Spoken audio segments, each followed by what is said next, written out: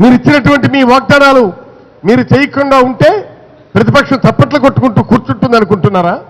నాకు తెలిసి కైలాసగిరి కూడా స్వాహా కాబోతుంది ఒక ప్రైవేటు వ్యక్తులకు అప్పచెప్పే ప్రయత్నం. ఇంకా మాకు ఫ్యాక్ట్స్ అన్ని కూడా వస్తున్నాయి. That all we are collecting. either day or other we will sit before the media and we can tell the facts. మీరు కైలాసగిరిని ప్రైవేటైజ్ చేయబోతుంటే నాకు తెలిసి నేను అప్పట్లో ఇచ్చేసాను కానీ రుషికొండ కూడా కొట్టేయాలనుకున్నారు.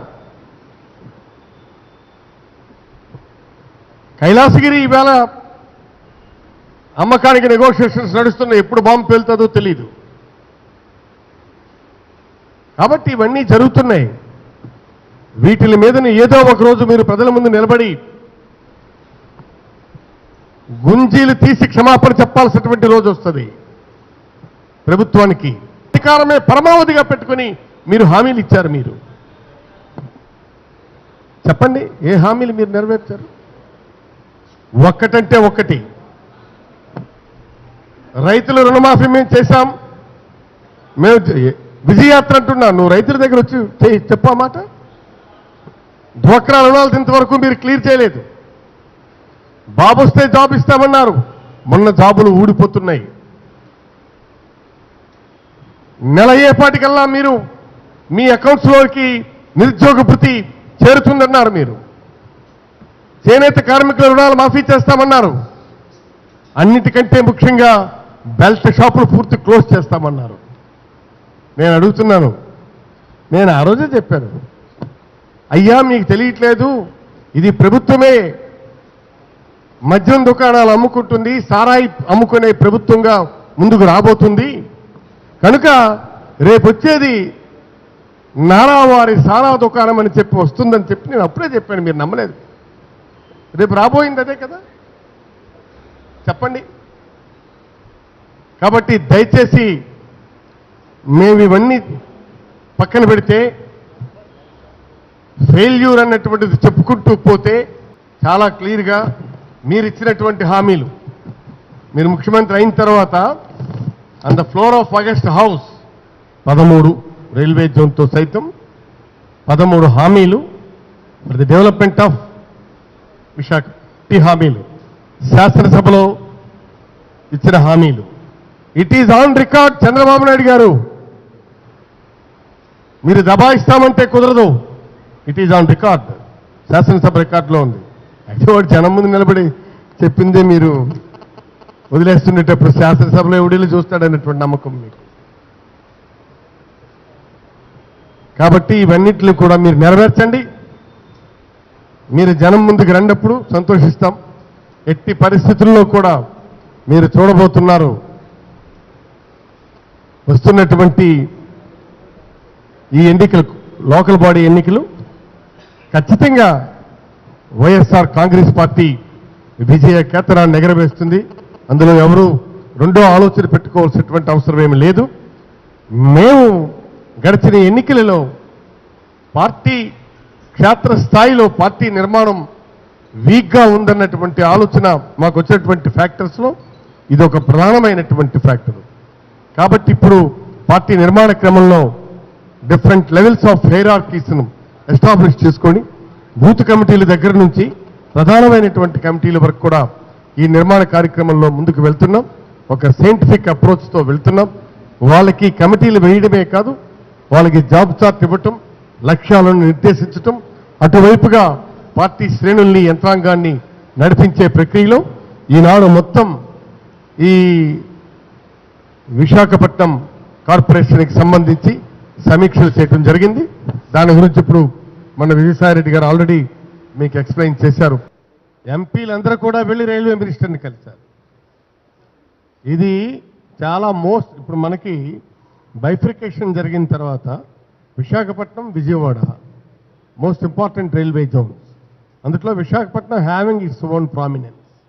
కాబట్టి ఎట్టి పరిస్థితుల్లో చేయాలన్నటువంటిది మన వాళ్ళందరూ వెళ్ళారు, కలిశారు. అయితే ఇవాళ భారతీయ జనతా పార్టీ, తెలుగుదేశం పార్టీ రెండు కూడా చట్టపట్టాలు వేసుకొని వెళ్తున్నాయి. వీళ్ళు హామీ కూడా ఇచ్చారు, ఎన్నికల మేనిఫెస్టోలో కూడా పెట్టారు ఆయన. ఇవాళ శాసనసభలో కూడా ముఖ్యమంత్రి గారు, గౌరవ ముఖ్యమంత్రి గారు బల్లగుద్ది చెప్పారు. కాబట్టి అది క్లియర్ చేయమంటున్నాం మనం. ఢిల్లీలో ఉన్నటువంటి రైల్వే మంత్రికి వారి నాయకత్వంలోనే వైఎస్ఆర్ కాంగ్రెస్ పార్టీకి సంబంధించినటువంటి నాయకులందరూ కూడా, పార్లమెంట్ సభ్యులు కూడా వెళ్ళి రిప్రజెంటేషన్ ఇచ్చారు. మనం చూడాలి. అది కానప్పుడు ఖచ్చితంగా దీని మీద ఆందోళన కార్యక్రమం. మీకు ఒక్కటే చెప్తున్నాం, వైఎస్ఆర్ కాంగ్రెస్ పార్టీ అధికారంలో ఉన్నా లేకపోయినా ప్రజల పక్షాన నిలబడుతుంది, ప్రజల గొంతుతో పోరాడుతుంది. అలాగే ఇక్కడ ఉన్నటువంటి హామీలు ఏవైతే ఇచ్చిందో ఈ ప్రభుత్వం ఈనాడు అవి అమలు చేయనప్పుడు ఖచ్చితంగా ప్రజల పక్షాన నిలబడి దీక్షలే కాదు ప్రత్యక్ష చర్యలకు కూడా వెనుకాడడానికి మేము ఎట్టి పరిస్థితుల్లో వెనుకాడం. వైఎస్ఆర్ కాంగ్రెస్ పార్టీ టేకప్ చేసింది. అట్లీస్ట్ నేను అనేది ఇనిషియేటివ్స్ అయినా టేకప్ చేయలేదంటున్నాను. మీరు ఈ హామీలు ఇచ్చారు, మీరు కంప్లీట్ చేయాలి. చెప్పండి. ఒక్క నిమిషం. ఇది శాసనసభలో ఆడినటువంటి ప్రతి మాటకి చట్టబద్ధత ఉంది. వారు చెప్పినట్టు 5 ఏళ్ల కాలపరిమితి ఉంది ఒక ప్రభుత్వానికి. I'm not denying, but at the same time దీనికి మీరు హామీలు ఇచ్చారు, మీరు ఇనిషియేటివ్ స్టేజ్లో ఉన్నారు, ఇంకా ఇది మీరు పూర్తి చేయాల్సినటువంటి బాధ్యత మీకుంది అని ఒక ప్రధాన ప్రతిపక్ష పార్టీగా ఇది మా బాధ్యత. ఇవాళ చాలా వరకు హామీలు ఇచ్చారు. మొన్న ఇక్కడ హుదూ తుఫాన్ వచ్చింది, రుణాల మాఫీ అన్నారు. వారు చేయకపోతే మేము అడగాల్సిన బాధ్యత మాకుంది. రేపు మమ్మల్ని కూడా అడుగుతారు, నిజమేనయ్యా మీరేం చేయలేరు, మాకు ఆ విషయం తెలుసు, మీ దగ్గర అధికారం లేదు, మీరు మా పక్షాన్ని నిలబడి మాట్లాడగలుగుతారా అనే ప్రశ్నను మేము ఫేస్ చేస్తాం. Why should we confiding for only 3? He has given assurance 13 on the floor of August House. 13 హామీలే కాకుండా జ్ఞాపకం తెచ్చుకుంటే మరికొన్ని ఆయన చేసినటువంటి మరికొన్ని హామీలు కూడా గుర్తొస్తున్నాయి. ఎన్నికల మేనిఫెస్టోలో ఎన్నికల సమయంలో జరిపినటువంటి సమావేశాల్లో ఆయన ఏం చెప్పారు? విశాఖపట్నానికి Visakha institute of medical sciences తీసుకొస్తామన్నారు. దాని గురించి ఇప్పుడు మాట్లాడరు. భీమిలీపట్నానికి విశాఖకు ఉన్నటువంటి రోడ్డు మార్గాన్ని 6 లేన్ చేస్తానని చెప్పారు, హామీ ఇచ్చారు. భీమిలీపట్నంలో మంచినీటి సమస్య నివారణకు డీశాలినేషన్ ప్లాంట్ని నిర్మిస్తామని చెప్పారు.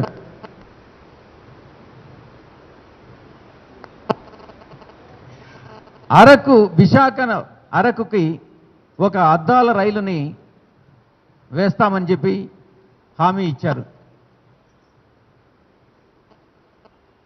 సింహాచల పంచగ్రామాల సమస్యను పరిష్కారం చేస్తామని చెప్పారు. గాజువాక భూ సమస్యను పరిష్కారం చేస్తానని హామీ ఇవ్వడం జరిగింది. కేజీహెచ్కి ఆధునీకరణ పనులు చేపట్టి దానిని ఒక అద్భుతమైనటువంటి సంస్థగా తీర్చిదిద్దుతానని హామీ ఇచ్చారు. వీటిలన్నిటిల్లో కూడా ఆ 13 కాకుండా ఇప్పుడు నేను చెప్పినటువంటి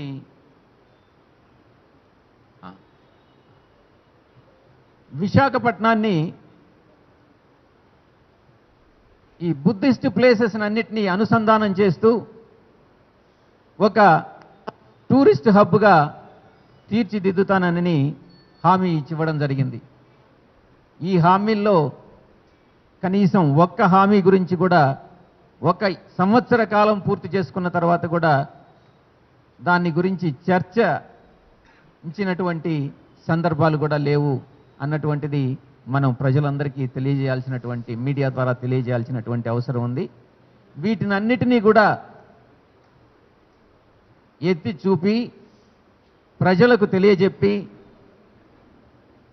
తెలుగుదేశం ప్రభుత్వం చేయలేనటువంటివన్నీ కూడా మా పార్టీ చేస్తుందన్నటువంటి భరోసా ప్రజలకిచ్చి ఎన్నికలకు వెళతామనని ఈ సందర్భంగా మేము ప్రజలకు తెలియజేసుకుంటున్నాం. ధన్యవాదాలు. ఇండియన్ ఇన్స్టిట్యూట్ ఆఫ్ మేనేజ్మెంట్కి శంకుస్థాపన చేయడం జరిగింది. 2 ఇంక్యుబేషన్ సెంటర్కి కూడా ఇన్నోవేషన్ అండ్ ఇంక్యుబేషన్ సెంటర్కి కూడా ఇనాగరేషన్ చేయడం జరిగింది. ఇక్కడ ఒక పాయింట్ని మాత్రం, ఒక విషయాన్ని స్పష్టం చేయాలి. ఫౌండేషన్ స్టోన్ లే చేసినంత మాత్రాన సరిపోదు. స్పష్టమైనటువంటి కాల పరిమితి ఇవ్వాలి. బడ్జెట్లో దానికి అలొకేషన్ ఇవ్వాలి, గ్రాంట్ ఇవ్వాలి. ఇదంతా కూడా ప్లాన్ ఎక్స్పెండిచర్ కింద వస్తుంది. ఎక్కడ మీరు స్పష్టమైనటువంటి కాల పరిమితి ఏదైనా చెప్పారా? టైం బౌండ్ ప్రోగ్రామ్ ఏదైనా ఇచ్చారా? ఇంకా విశాఖపట్నానిక మీరు అడిగే ప్రశ్నలోనే స్పష్టత లేదు. ఆయన ఇచ్చినటువంటి బడ్జెట్ అలొకేషన్ మొత్తం ప్రాజెక్ట్ కాస్ట్ ఎంత, బడ్జెట్లో అలొకేట్ చేసినటువంటి 49 కోట్లు దేనికోసం, అది ఆ అలొకేషన్ అనేటటువంటిది విజయవాడకి సంబంధించా, అమరావతి రాజధానికి సంబంధించా, లేక విశాఖపట్నానికి సంబంధించా అన్నటువంటిది స్పష్టత రావాలి కదా. దీనికి స్పష్టత ఇవ్వండి, దీనిపైన స్టేటస్ రిపోర్ట్ అన్నటువంటిది సమర్పించండి అన్నటువంటిదే మేము ఈ సందర్భంగా డిమాండ్ చేస్తున్నాం.